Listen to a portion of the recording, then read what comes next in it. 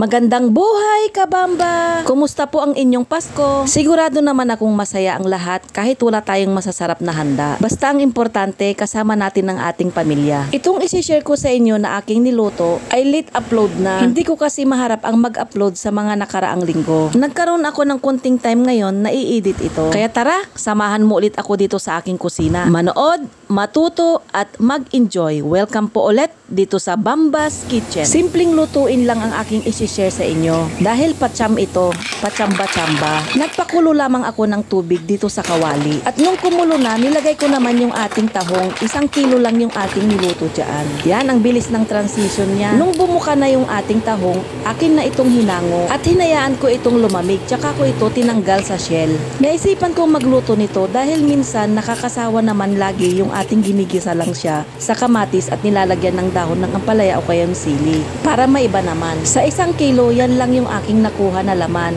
Higit 1 cup. Ang isunod naman natin gawin ay atin na itong lutuin. Pinainit ko lang yung ating kawali, tsaka ko nilagay yung ating butter. Kung wala naman kayong butter o kaya margarine, pwede naman kayo dito kumamit ng mantika lang. Sa mga wais na nanay, kung anong meron, yun na lang ang gamitin natin. After naman natin mailagay yung ating butter, isinunod ko naman nilagay yung ating bawang. Gisahin lang natin ito ng saglit. Sa mahinang apoy lang natin ito lutuin dahil masusunog yung ating butter.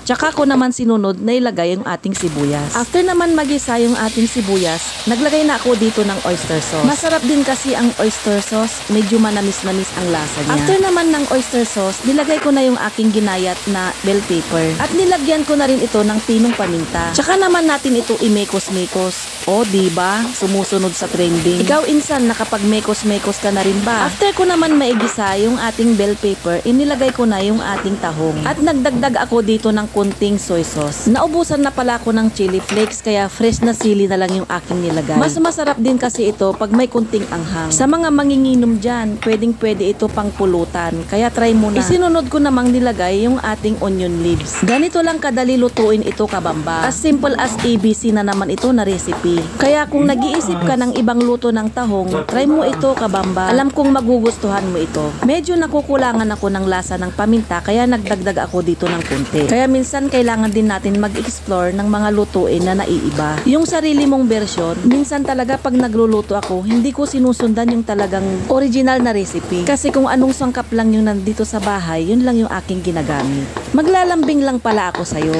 Baka di ka pa nakapag-follow kay Bamba's Kitchen. Pwedeng paki-follow and like naman po para lagi kang updated pag may mga bago akong upload. Paki-like and share na rin ito. Ito na po, luto na yung ating patsamba-tsamba na recipe. Magsandok ka na ng kanin at sabay-sabay na tayong kakain. Salamat sa iyong panunood, kabamba! Hanggang sa muli!